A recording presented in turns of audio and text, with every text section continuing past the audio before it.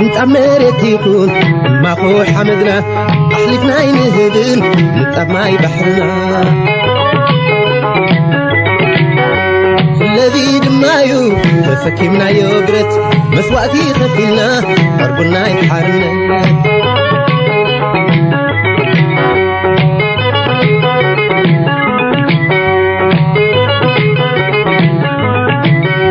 حماسين سراي كولغو غيدنكل حماسين سراي كولغو غيدنكل سمحرسن بركة كاش كله مستحل نعونا تأكد قدينا نحلل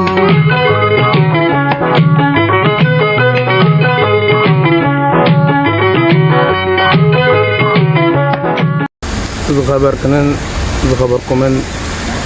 زارا ميديا تخطاتلتي نزع لتنبار كمتي أبلع لي غليت ظلو حرستي كرمين أبو مجماري أبزي أب كتما سويزرلاند جنوب قينة نزا ناي كابتن أربعة محاور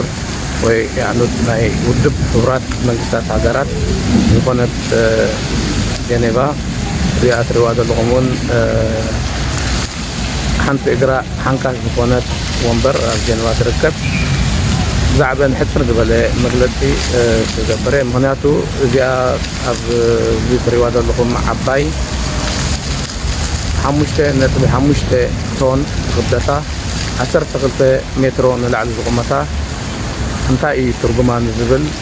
نتر قبل مغلطي تدما جاء جهريتي ناي كالاي كينات عالم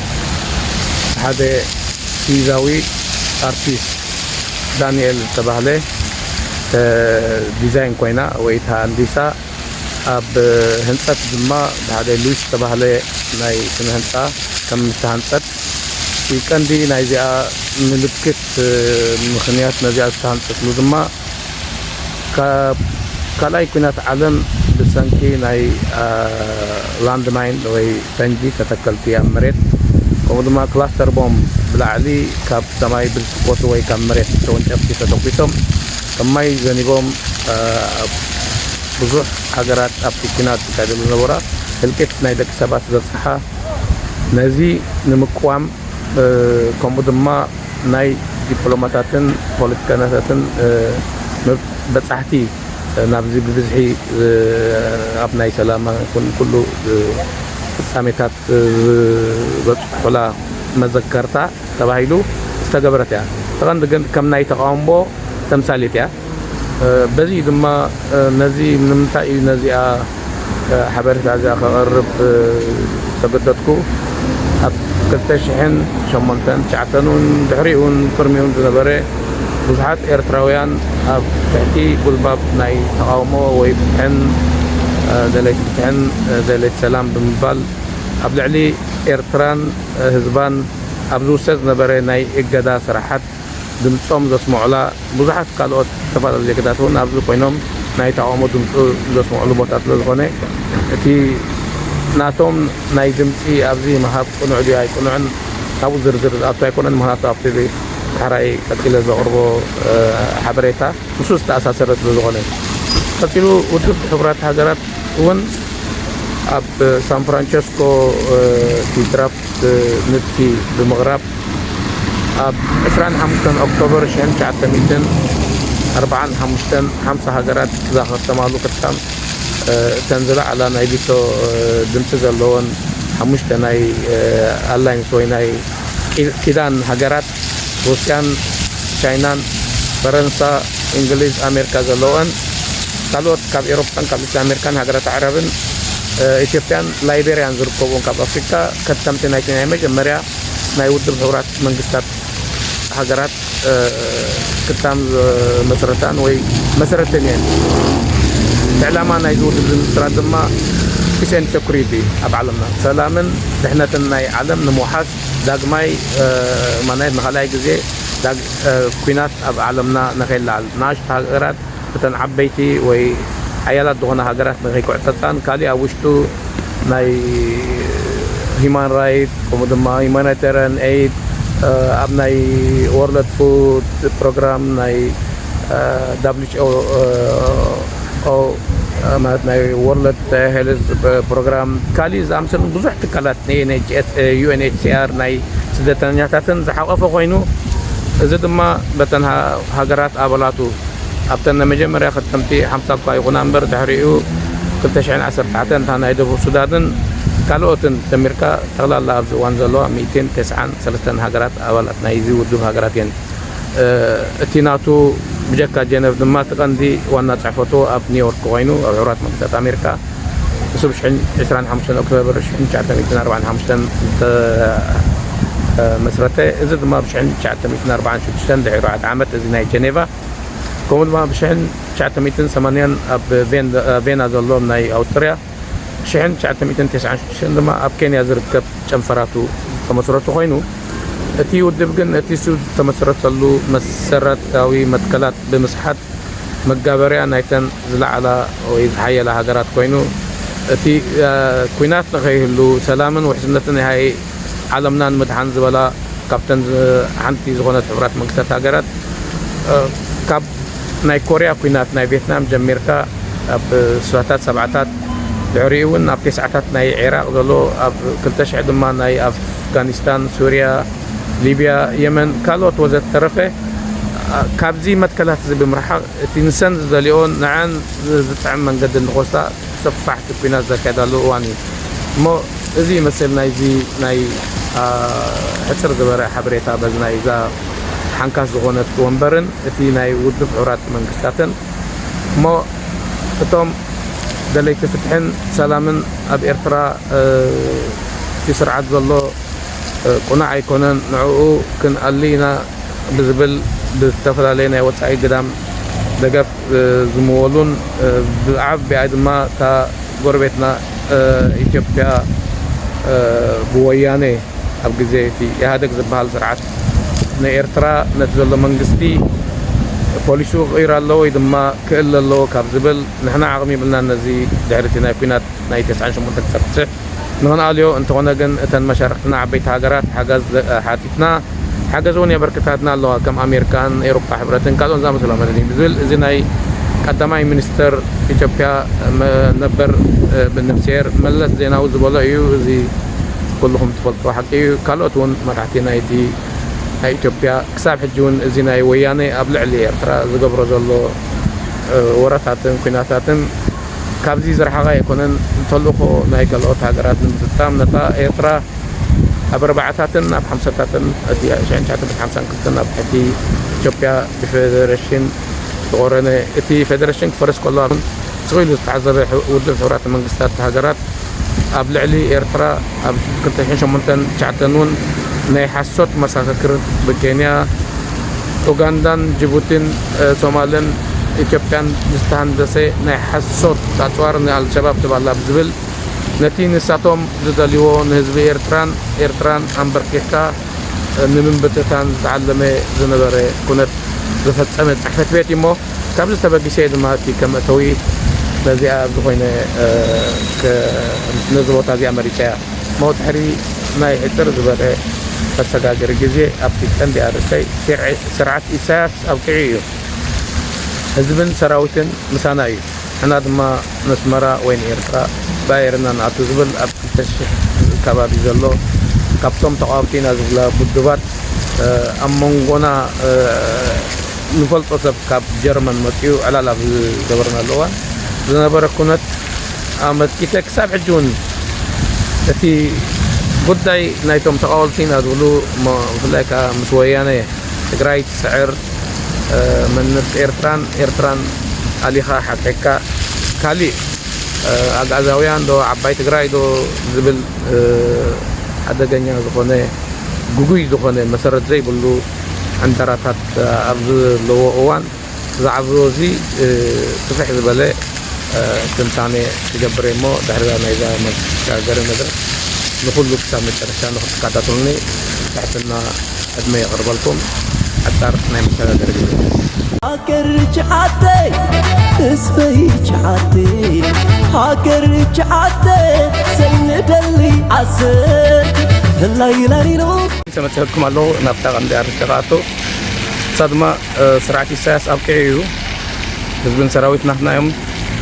ንሕና ድማ ናብ ኣስመራ ባዒርና ንኣቱ ትብል ኣብ ሱዳን ዝነበርኩም ምናልባት ኣብ 2005 ካብ 2000 ጀሚሩ ክሳብ 2005 ቀፂሉ ዝነበረ ሳብቲ ኣብ ሱዳን ዝነበረ ናይ ዝተፈላለዩ ውድባት ሕፈትፈት ንመንግስቲ ሱዳን ዘዕጦ ብዙሓት ናይ ተቃዋምቲ ብፍላይ ድሕሪቲ 81 ናይ ተጋድሎ ሓርነት ኤርትራ ናብ ሱዳን ቀተላ መታው እቶም ምስ ቀፂሎም ንቃልሶም ክቅፅሉ ዝደለዩ ምስ ህዝባዊ ሓይልታት ህዝባዊ ግንባር ብምድርራብ ከም ሳግምን ካልኦት ዝኣመሰሉ ናብ ሜዳ ኤርትራ ቃልሶም ክቅፅሉ ከለዉ እቶም ዝተረፉ ድማ ኣብ ዝተፈላለየ ከተማታት ናይ ሱዳን ኮይኖም ናይ ተቃውሞ ሕፈት ቤት ተኸፊቶም ሱዳን ድማ ነዚ ኩሉ ዘድልዮም ናይ ደገፍ ከምቲ ኣብ ኢትዮጵያ ነቶም ናይ ተቃውምቲ ዝብሉ ብወያነ ዝድገፍ ነበረ ኣብ መንግስቲ ሱዳን እውን ነቶም ኩሎም ተቃውምቲና ዝብሉ ትድግፎም ነይራ እያ ንኣብነት ካብቶም ኣብቲ እዋንቲ ዝነበሩ እሞ ነዛ ኣርስቲ እዚኣ ዝተላዕለት ኣነ ኣብ ሊብናን ኣብ ዝነበርኩሉ እዋን ናብ ሊብናን ነቲ ዝነበረ ኮንሱል ተሓጋገዝ ኮይኑ ኮንሱል ዝመፀ ሓደ ሓውና ሽብ ናይ ከለከለልካ ምጥቃስ ኣይድልን ይመስለኒ እሞ ብዙሕ ከይሰርሓሉ ነቲ ዝተዋህቦ መዝነት ገዲፉ ንጀርመን ሃገር ከይዱ ኣብ ጀርመን ድማ ምስ ሓደ ካብቶም ኣብ ብረታዊ ቃልሲ ህዝቢ ኤርትራ ብፍላይ ኣብ ምምስራት ህዝባዊ ሓይልታት ዓብዪ ተራ ዝነበሮ ሰብ ምስኡ ብምዃን ኣብቲ ናይ ደንበ ተቃውሞ ንሶም ዝብሎ ናይ ተቃውሞ ከም ዝነበረን እሞ ብኣጋጣሚ ንሕና እውን ኣነን ሓደ ብፃይን ኣብ ስዊድን ዝርከብ ከም ኣብ ሊብናን ንፋለጥ ሰብ ንሱዳን ምስ መፀ ኣብቲ ንሱ ዝነበረሉ ቤት ፅሕፈት ከድና ሻይ ቡን ክንሰቲ ሰላም ንኽንብሎ ኣብ ዝረኸብናሉ እዋን ካብቲ ኣብ ዝነበረና ዕላል ዘልዓላ ሕቶ እንታይ እያ ነይራ ምስ መን ኢኹም ንስኹም እንታይ ማለት ካ እዩ ዝሕቶ ምስ መን ክፍል ከለኻስ እንታይ ማለት እዩ ኢልና ኣብ ዝሓተትናዮ ሕቶ እኳ ኣነ ኣርዓታቲ እቲ ነዛ ሕቶ ዘቕረብ ኩሉ ሰብን እቲ ምሳና ዝነበረን ዘፋ ገብር ሰምዕዎ ይህሉ እቲ ሓደ ስዊደን ሱ ናብ ጀርመን እዩ ዘሎ እሞ እዚ ክትብል ከለኻሲ ምሳናት ኢኹም ዋላ ምስ መን ኢኹም ክትብል ከለኻ እንታይ ማለት ካ እዩ ኣብ ዝበልናየሉ እዋን እወ ንሕና ተቃወምቲ ኢና ምክንያቱ ኣብ ኤርትራ ዘሎ ጭቆናን ነዚ ዲክታተራዊ ዝኾነ መራሒ ኤርትራ ብምእላይ ሓደ ፍትሓውን ንህዝብን ዝጠቅም መንግስቲ ኢና ክንተክል ሂቡ ዘሎ ሰራዊት ይኹን ህዝብ ድማ ንህና እዩ ንሕና ድማ ባይርና መስመራ ንኣቱ ኣብ ዝበለና ደገርም ደሳቕ ነጋሪት ስለዝኾነ ሓራይ እስኪ እቲ ምሳና ዲኹም ዋላ ምስ መን ኢልካ ምስ መንግስቲ ክትብለና ከለኻሲ ንስኻትኩም ትቃውሞ ዘለኹም ዕላማ ዘነፅር ማኒፌስቶ ፅሑፍ ዝገልፅ ትህበና ዶ ትኽእል ክንሪኦ ኢልና ኣብ ዝሓተትናዮ ፅሑፍ ከም ዘይብሎምን በቃ ብዘይ ፅሑፍን ብዘይ ዝኾነ ይኹም ፕሮግራም ብስም ተቃውሞ ግን ንዝተፈላለየ መንእሰያት ወይ እውን ኣብቲ ግዜት እውን ካብ ኤርትራ ናብ ሱዳን ስግረዶም ዝመፁ ናይ ታጋ ዝበሃል ወይ ናይ መንነት ናይ ሱዳን ናይ ስደተኛ ፀገም ዝነበሮም እተን ኣብኡ ዝነበራ ውድባት ገንዘብ ከፊልካየን ኣባል ብምዃን ፅሕፋልካ እሞ ነቲ ናይ ብጣቃ ንምውፃእ ይሕግዝ ነይሩ ከምዚ ዝኣመሰለን እቲ መንእሰያት ዘይኮነ ታሪክ እውን እንዳሃቡ የጋጊቦም ከም ዝነበሩ እሞ ኣብ መወዳእታ ምንም ዕላማ ዘይብልኩም ማለት ሓደ ሮድማፕ ንስኹም ትምርሕሉ ወይ ኣብታ ኤርትራ ክንተኽላ ኢና ትብልዋ ዘለኹም ሓዳሽ ዲሞክራሲያዊት ኤርትራስ እንታይ ከም ዝኾነ ብዘይገለ ሓበሬታ ከመይ ገይሩ እዩ ሰብ ክድግፈኩም ኣብ ዝበልኩ ናብነት ኣብዚ ጴንጤ እምነተ ክርስቶስ ንምህረኩም ኢሎም እኳ ብዙሕ መፅሓፍ እንዳሓተሙ ፈቅዶ ፅርግያ ጠጠው እንዳበሉ መፅሓፍ ክዕድሉና ዝፀሓፍዎ ፓምፍሌት ክዕድሉና ዝብሉ ዘለዉ ንስኻትኩም ንሓንቲ ሃገር ነቲ ዘሎ መንግስቲ ኣሊና መንግስቲ ክንተክልና ትብሉ ዘለኹም ከመይ ፕሮግራም ዘይህልወኩም ኣብ ዝበልኩሉ እዋን እወ ንሕና ገንዘብ የብልናን እኹል ገንዘብ ነዚታት ንገብር ንሳቶም ግን እኹል ገንዘብ ስለ ዘለዎም ንክሓትሙን ከምኡ ንክገብሩን ብቕዓት እውን ዓቕሚ ኣለዎም ኢልና እሞ እንታይ ከም ዘልየ እዚ 2005 እዩ እቲ ወርሓቱ ክዝክሮ ዘይክልን ኣነ ኣብቲ ديم عمر ديم مالت شارع 53 ጎደና 53 ምናልባት ብዙሓት ኣብቲ ቦታ ካብ ኤርትራ ዝመፀ ስጋብ ካብቲ ዝኸዶ ንሱ ዝመደቦ ቦታ ዝኸይድ ዓራት ተኸሪና ኣነ ዝመርኩ ቦታ እንዳጓላ ብርሃ ዝበሃል ኣብኡ ከዓ ብዙሓት ሰባት ንግዚኡ እንዳመፁ ይሓልፉ ንሊብያ ንጥልያን ይኸዱ ከም ዝነበሩ ፈልጠ እሞ ካብኡ እቲ ናይቲ እሶም ዝነበርዎ ውድብ ኣብኡ ኣብቲ ከባቢ ብልያርዶ ብምፅዋትን ከምዚ ዓይነት ኩነታትን ይገብሩ እዮም እሞ እቲ እንታይ ክብል ደልየ ሕጂ እውን ኣብዚ ሰዓት እንተኾነስ እቶም ደለይቲ ፍትሒ ደለይቲ ሰላም ኢና እቲ ኣብ ኤርትራ ዘሎ መንግስቲ ድማ ዲክታቶር እዩ ንዑ ክነውዱ ኮይና ዝብል እዚ እቲ ዕላምኦም ትማሊ 2005 ዝብልዎ ዝነበሩን ሕጂ ዝብልዎ ዘለውን ንሱ እዩ ብፍላይ ድማ እቲ ኣብዚ እዋን እዚ ንኩሉ ህዝቢ ኤርትራ ንፁር ኮይኑ ዘሎ ንኤርትራ ንክተዕኑን ንክተፍርሰንሲ ምስቶም ፀላእቲ ኤርትራ ዝኾኑ ወያኔ ትግራይ ትስዕር እንዳበልካ እሞ እቲ ናታቶም ድልየት ብመንገዲ ናይቲ ትግራይ ወተሃደራት ንኤርትራ ነቲ ዘሎ መንግስቲ ዓሌኻ ወይ ኣልጊስካ ካሊእ መንግስቲ ኣብኡ ክሳቶም ኮፍ ንክብሉ እዚ ዝሕልሙ እሞ ይትረፍዶ መንግስቲ ኤርትራ ዓበይቲ ከበድቲ ብቶታት ሰጊሩ ኣብዚ በፅሒ ዘሎ በሊሕን ብርቱዕን ዝኾነ መራሒ ናይ ሃገረ ኤርትራ ካብ ግዜ ቃልሲ ክሳብ ሕጂ ድማ ውፍያት ዝኾኑ ኤርትራ ከዓ ናብቲ ዝለ ቦታ ዋላ እኳ ሕጂ ግዜያዊ ፀገማት እንተሃለወ ናብ መነባብሮ ኣብ ተፈላለዩ እንተሃለወ እንተኾነ ግን እቲ ንኤርትራ ከየት ፈርካ ልዕልነታ ኣረጋጊፃ ንዓበይቲ ብድሆታት ድማ ሰጊራ ኣብዚ ደረጃ ብፍላይ ኣብዚ ናይ ሕጂ ፅምብል ናይ መበል 30 ዓመት ዝነበረ ኩሉ ህዝቢ ኤርትራ መንእሰያትን ዓበይትን ሽማግለትን ደቂ ኣንስትዮን ደቂ ተባዕትዮን ክብልና ብሓባር ድሙቕ ዝኾነ ብፍላይ ኣነ ኣብ ከተማ ካንቶን በርኒ ናይቲ ካንቶን ብሓባር ዘበዓልናዮ በዓል ኣብቲ ናተይ ዩቱብን ዘርጊሐ ኣለኹ ከምዚ ኢልና ካብቲ ቅድሚና ፅነት ዝነበረ ደሚቕና ብስምረት ዝተሓቆፍናሉ እዋን ነዚ ትግራይ ትስዕርን እሞ ንኤርትራ ኣልጊስካ ሕጂ እውን ኣብ ትማሊ ገና እቲ ዝገርመኒ 2000 ዝብልዎ ዝነበሩን ሕጂ ዝብልዎ ዘለዉ መዝሙር ፍትሒ ሰላም ዲክታቶር ስርዓት ኢሳያስ ንውልቀ ሰባት እምበር እዚ ኣጀንዳ እዚ ናይ ተቃውሞ ፕሮግራም ዘይብሎም ኣጉል ዝኾነ ንህዝቢ መንእሰያት ንኤርትራ ከዓ ኣብ ጌጋ ነቶም ዘይተረድኦም ኣብ ስንኩፍ ዘለዉ ንክጋግዩ ዝገብሮ ቃልሲ ስለ ዝኾነ ነፍሲ ወከፍ ኤርትራዊ ኣብ ውሽጢ ኤርትራን ካብ ኤርትራ ወፃን ዘሎ ተቢዑ ንሃገሩን ህዝቡን ድማ ብዘለቶ ዓቕሚ ንሓድነትን ንልእላውነትን ኤርትራ ነቲ ክቡር ምነት ኤርትራ ብሓባር ኮይንና ክንኸዓይ ኣብዘት ዘለናዮ ኣገዳሲ እዩ እሞ ሕጂ እውን ሓፃር ዝኾነ ናይ መሰጋገሪ ግዜ ድሕሪኡ ተመሊሰ ክመፅእ ኣምበልበለለይ ካልአይታ ነደይ ማማዬ ይቕረብ ይርሓቕ ወትሩ ብልበየ ካልአይታ ነደይ ማማዬ ሕቕፎ ሰላም ልዋብ ዕረየ ካልአይታ ነደይ ማማዬ ዓምብብለይ ሪመይ ርስተየ ካልአይታ ነደይ ማማዬ ድመቕለይ እምበኣር ሕጂ እውን ተመሊሰ መስጠኩም ኣለኹ ካብቲ ናይ ኣብ ሱዳን ዝነበረ ናይ ተቃውሞታት ግዜ ከይወፃኹ ግን ሕጂ እውን እቲ ቀንዲ ኣትኮሮ ነቲ ዝሓለፈ ሓሊፉ እንድዩ ታሪክ እዩ ክምለስ ኣይክእልን እዩ ከም መወከሲ ጥራይና ነቲ ናይ ትማሊ ከይፈለጥካ ናይ ሎምን ንፅባሕን እንታይ ክትገብር ከም ዘለካ ክትእምት ኣይትኽእልን ኢኻ እሞ ድሕሪ ግዜያት ከምቲ ኣብ ወያነ እንዳተመወሉ ናብ ትግራይ እንዳኸዱ ወይ ኣብ ኢትዮጵያ ጠቕላላ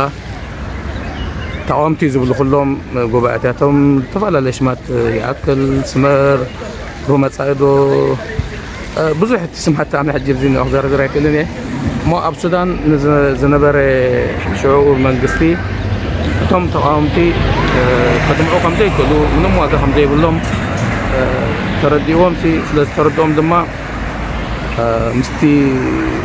ኩሉ ሎጂስቲክ ንኣብነት ኣነ እቲ ኣቐዲመ ክጠቕሰልኩም ፀናሕኩ ስርዓት ኢሳያስ ኣብ ጥዒ ህዝቢ መንግስቲ ምሳና እዩ ዝበለኒ ሰብ ኣብ ጣይፍ ዝበሃል ቦታ ከመይ ዝበለ ቤት ፅሕፈት እቲ መንበሪ ቤት ፅሕፈቶም ድማ ኣብዚ ሻርዕ 53 ወይ ጎደና 53 ብሩህ እዩ ከምኡ ኢልኩም ዝተማኡ ግዜ ዝነበርኩ ናይ መን ምዃኑ ብሩህ እዩ ኣነ ገና ስማት ናይ እከለ ኢለ ክጠቅስ ስለ ዘይደሊ እየ እሞ ኣጋጣሚ ኮይኑ እቲ ሓወይ ኣብ ስዊድን ዘሎ ዝፈልጦ ሓደ ዓብይ በዓል ስልጣን ናይ ወፃኢታት ናይ ዝምድናታት ናይ ፀጥታ ኤምባሲታትን ኩሉ ወፃኢ ዝምድናትን ሓለፈ ዝኾነ ኣጋጣሚ ኣነ ኣብ ገዝኡ ተራኺብና ኣብ ንዕለሉ ዝነበርና እዋን ብዛዕባ ነቶም ተቃውሞ ሱዳን መንግስቲ ዝገበረሎም ደገፍን ኣንጻር ኤርትራ ንኤርትራ ከዓ ብብረት ከይተረፈ ዓጢቆም ንኽወግእዋ ኩሉ ስለዘድሊ ንኸቕርብሎም ከም ምቹ ባይታ ከም ዝፈጠሩን እንተኾነ ግን እዞም ተቃውምቲ ዝበሃሉ ብጣዕሚ ከም ዘይጠቕሙ ስለዚ ንሕና ማኪና ገንዘብ ዋላ ብረት እውን ኩሉ ክነቕርበልኩም ኢልናዮም ነዚ ግን ዝገብሩ ሰባት ኣይኮኑን ብምባል ንሕና እቲ ዘዋፃና ምስኣቶም ዘይኮነስ እቲ ዝምድናና ምስ መንግስቲ ኤርትራ ምምሕያሽ እዩ ስለዚ ነዚኣቶም ትሪእዎም ዘለኹም ሕጂ ኣብ ዝሓፅር ግዜ ክንዓፅዎ ኢና እቲ ቤት ፅሕፈቶም ኢሉ ከምታ ዝበልዋ ከማን ኩሉ እቲ ቤት ፅሕፈታት ናይ ኣብ ሱዳን ዝነበረ ናይ ተቃወምቲ ዓፅዮም እቲ ንቡር ዝኾነ ዝምድና ድማ ምስ መንግስቲ ኤርትራ ሱዳን እንተኾነ ግን ናይ ሱዳን ይኹን ዋላ ኣብቲ ጎረባብትና ዘለዋ ጅቡቲ ኬንያ ከምኡ ብዓብያ ኢትዮጵያ በቲ ናይ ኢዋደግ ዝበሃል ውድብ ብወያነ ዝመርሖ ካብዚ ዘይፍለ ነቶም ተቃወምቲ ንኤርትራ ወይ ሃገረ ኤርትራ ብብረት ክወቅዑን ንመንግስቲ ኤርትራ ድማ ንኸንበርክኹን ወይ ድማ ፀይቅታት ንኽገብሩን ዘይተኣልመን ዘይተፈትለን ነገር የለን እንተኾነ ግን ህዝቢ ኤርትራን መንግስቱን ፀኒዑ ልእላውነት ኤርትራ ከየትፈረ ከቢድ ዋጋ ከምቲ ንናፅነት ኤርትራ ንምምፃእ ካብ 1961 ክሳብ 91 ዝተኸፍለ ዋጋ ኣብቲ ናይ ዶብ ምውሓስ እውን ኣብ 98 ክሳብ 2000 ዘሎ ልእላውነታ ንኸይትድፈር ዝተኸፍለ ዋጋ ቀሊል ኣይኮነን እንተኾነ ግን እቲ ዘገርመኒ እዞም ሕጂ ተቃወምቲ ኢና ንፍትሒ ሰላም ቃለሳልና ንብል ነፍሲ ወከፍ ኤርትራዊ ከም ነፍሲ ወከፍ ቤትሲ ሓደ ወይ ክልተ ካብውን ላዕሊ ቤተሰቡ ዘይተሰውኦ የለን በዚ መስዋዕቲ እዚኣ ድማ እታ ኤርትራ ዓምቢባን ተተኺላን እቲ ናይ ፍትሒ ዲሞክራሲ ቅዋም ካሊእ ዝበሃል ኩሉ ነዚ ዝፀልእ ሰብ የለን እቲ መንግስቲ ኤርትራ ነዚ ካጥ ይመስለኒ እንተኾነ ግን እተን ናይ 7 ወይ 5 ዓመት ካብ ድሕሪ ሪፈረንደም ኣብ 93 ክሳብ 97 ዘለዋ 4 ዓመት ወይ 5 ዓመት በለን ድሕሪ ዝተኸሰተ ኩናት 2 ዓመት ድሕሪኡ ናይ ሰላማዊ ኩናት ንእስራ ወይ 18 ዓመት ፀኒሕና ኢና ክሳብ 2018 ዶክተር ኣብይ ኣሕመድ ናብ ስልጣን መፅኡ ናይ ሰላም ኩነት ክፍጠር ድሕሪኡ እንተኾነ እዚ ሕጂ ዝፍጠር ዘሎ ኣብ ልዕሊ ኤርትራ ናይ ቅዳም መንግስቲ ኤርትራ ንምምርካኽን ህዝቢ ኤርትራ ድማ ህላወንኡ ንምጥፋን እቲ ቃልሲ እቲ ዘመተ ቀፃሊ እዩ ዘሎ እሞ ነፍሲ ወከፍ ኤርትራዊ ፀኒዑ ምስ ህዝቡን ኣገሩን ኮይኑ መጀመርያ እታ ኤርትራ ዝበሃል ህላውና ብምርግጋፅ ቀፂሉ ድማ እቲ ፍትሒ ድዩ ዲሞክራሲ ዝበሃል ብሓንቲ መዓልቲ ዝነጥብ ኣይኮነን መስርሕ እዩ ኩለን ሃገራት ንኣብነት ናይ ነፍሲ ወከፍ ሃገር መስርሕ ዲሞክራሲ ከመይ ኢሉ ተሃኒፁ ነፍሲ ወከፍና ክንምርምርን ከነንብብን ነቲ ናይ መፃኢ ንሕና ኣብ ሃገርና ክንገብሮን ዝብል ድማ ከመይ እቲ ዲሞክራሲ ዝመፅእ ንክንፈልጥን ናይ ነፍሲ ወከፍና ሓላፍነት እሞ ሕጂ እውን ኣብዛ ናይ ሱዳን ዝነበሩ ተቃወምቲ ዓፅዮም ምስ ኤርትራ ፅቡቅ ዝምድና ከም ዝመለሱ ናይ ሱዳን ድሕሪ ምግላፀይ ኣብቲ ቀፃሊ ዘሎ ናይቶም ተቃወምቲ ምስቲ ናይ ኢዋደግ ወይ እውን እቲ ትግራይ ትስዕር እንዳበልካ ጋዝዶ ካሊእ ዘሎ ኣብዚ ኣተኪረ ድማ ሕፅር ዝበለት መግለፂ ክውስኸ እምበኣር ሕጂ እውን ሓፃር ዕረፍቲ ነዚ ረጋዕቲ ድማ እቲ ቀፃሊ ንኽትከታተሉ ክብሪ ይዕድም ሃገር ጀዓተይ እስበይ ጀዓተይ ሃገር ጀዓተይ ሰይንደሊ ዓሰር ህላይላኒኖ ሕጂ እውን ተመሊሰ መፅኩም ኣሎ እዚ ኣብቲ ናይቲ ውድብ ሕቡራት ሃገራት ናይ ጀነቫ ዘሎ እዩ እዚ ናይ ህፃናት ክፃወቱን ከብሉን ክዛናበሉ ንርኢ ኣለና እዚኣ እውን ኣብታ ወንበር ኮይነ ኣብ ታሕቲኣ ኮይነ ይገፅእ ዘለኹ እዚኣ ተን ማሓወራ ንበልኩም እዚኣ እውን እታ ሳልሰይቲ ማሓወራ እያ እዚኣ እታ ሓንቲ ግን ኣዝያ ሓንካት እያ ስለዚ እንታይ ሓንካት ሙሉኣት ንኹን ማለት እቲ ከምቲ ኣቐዲመ ኣትረወይ ኣብቲ መእተዊ ዝገለፅክዎ ነቲ ዝነበረ ናይ ኩናት ፀገማትን ኩሉ ሽግራትን ንምፍታሕ نزي قديلو زلو أبتي كتالي تيز تقبر أبتينات عنوتن سرانا بتكسبات نعون غيد الجم لازم ملات نعون كابدو الحسابين رمو حجين بار نفتان هاي ثلاثة كفال تمليسة متسألهو كثلاثة كفال دمان تاي تي أبكل تشيح زنبر كساب حجين إسرا إشران كلتان عمد تي ناي ذنبه تقاومنا أزبر زولو منم فلنا جرا يكونن منم تقامو نبوريو كل هجر تقامت الله تقامو مالت جن ولك أسبات وين حالفتي شمداخ بقى تاريخهم دا دوانكا هجر إرترازيل لتاريخ دا تاريخ هجر كا دمسيسكا تي تاريخ ناي أبوتات كان ناي أيتات كان جنت كم ناي كالوت هجر التاريخ ناي ونهجر كا تيل لتاريخ المغلق تعمي أزيو زنور كاب حدا إرتراوي تيزبل فتسم جاي قبو مموت أتاد ما حدا ينان زبل ولا توم ليك جرمني حدا كمي حدا مالت حدا غبها الكلس كاي حدا مالت قنقا تقرنيا سلان زارب مس تقراي حدا ينان قنقا إنجليز زارب بعالم كندي هجرات الله قنقا جرمن زارب كندي هجرات الله كالي قنقا زارب كندي هجرات الله ما حنت هجر مالت يعني زي في ناي عايشو زقبر دلو مدانا قريب شم قنقان كالين بتعمي حدا جنيا مو أبو دل إلكا هايمانوت عاليت أو رجا كالين دخوم أبزل لنا مدرخ زي سرح أزيو ودق زخانة بروباغندا حزام نتي من سي ما أزيو بالحزي يقولوا نخدنا قري فتن دولما نزينا مع نتي تاريخنا مثلا زي تبربر هبتام دخانة تعمي كبحرس بتشوف زي وطن كبيت دخانة مسوات استخفلو رزين تاريخ إرتراويانن تقلتن نفسك كبدما تزفلت نيشتي ولدو كمهرن كورسن كتحلالتن أي نفسك كيف حلافناتي مو زحت عبي تاريخ الشرحو أبتفل على وطا وشتي إرتران كبير تراوتان كم زلو رقت دخانة جن كم زي سمعوه كم زي سمعوا ريوم كم زي رأيو كم زي استوعلون كوينهم دمتك فيهم يخدوا لهم كاناتي توعيت تي بقانقان دوراجان بهارات بتفلا لي إيرتراخ كفافلهم كم زي سرح الجون منهم كسرح كم زي كل لذي اسم إيرترا تنعي جماهيري فلا يدحرزي تقراي تسعر دابل كاز قبر تعمي حدا جنيا زخونة بقول وهذا دخانو ناي جزاء رسم ربحة وجبوا أمنهم والقو وانتخونا جن مرزام زخانة بتالا لي حسب دام تأخذ من إسات توم زي بسولو كدا نقرس الزغل نفسك كفير تراوي نزي برتعو كسر حلون من إساتنا دماغ كن هنتن نام نفسي أب ناي هزبوا حالتات ظهير دماغ هزبوا جنبار اتناتو بوليسي حزبي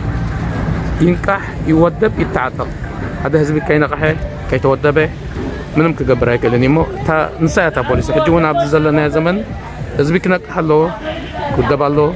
ترنف له نهاجروا دماء تقونا له عتق مالت بريت مالت هيكون كل بزلوا عمي نهاجرون إيرترا قدمنت كبن نهزبو كالسن نها حدنتن سمرتن ملء إيرترا كاب شاف ناب شاف زلوا كلهم بيرتا ترنشون نخن عين دماء قداسي مو زي حدا هنا نقلقلسن كم حدا قبل كلها وشتهم تاي دقول زلون كفل تاكلني كقل صل كاي كلن يمكن إيرتراوي هن هنا نقولوا نامنت أنا أبز غربا جزيسي أبزن كاب سويس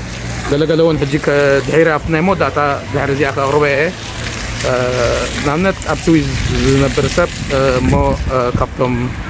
أكتيفيستي ويدما نا يوتيوبر زبال نامنت أنا بسويس غمت كاب سويس واتي نبقى لنا بوتار خيد خيلي نجرمان تدي خيدا زرلين نقود عدد خمس خيلي كمون أبقى حسب لأني بوتان أي سويس تزاويرة خنا برنك سرحني خيلي مو سويس في نيرترا مس سويس نخ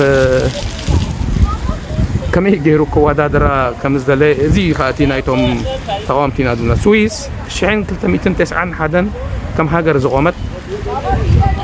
مو كساب زي جزيزي مس إيرترا نزاني 31 عام دلوقتي ناي 800 عام تخون فلي دلوقتي كم يقرك خمس سويس كتوادر تردلي كم يقرك تي ديمقراطية ناي سويس تي أب سويس دلو ونتات كتوادر سويس وانت خونه كسب شحن 970 حدا دك نستيو أي مرتان ينيرن كندي تي ناي دك نستيو أم مرات مهاب مرحت النخمر تقطع أي نبرن كندي عمتها في زي نبرن أبز حلفت تعمل تجبرون سلامة وصلت دك نستيوتين حدا عينت فلتر حدا عينت مويا سرح دلونون أب حدا أوفيس يكون بيت عيون قوت إيرانون ودي معرض وما زي ولا كسر داس عفزيها جنا ديمقراطية انت يرد أكله مسرح مخانو فتحي زمت أم مسرح مالت إتي ناي نسأتها هجر إيرتراس نحن هذا الزمان تقولي فيه كله تجميرون نيرن نتسا ميدياتات جميرن نيرن ترجعات تسرع أبين تسرع تي ناي هنسأتها هجر إيرتراون تي كله محاور نتا هجر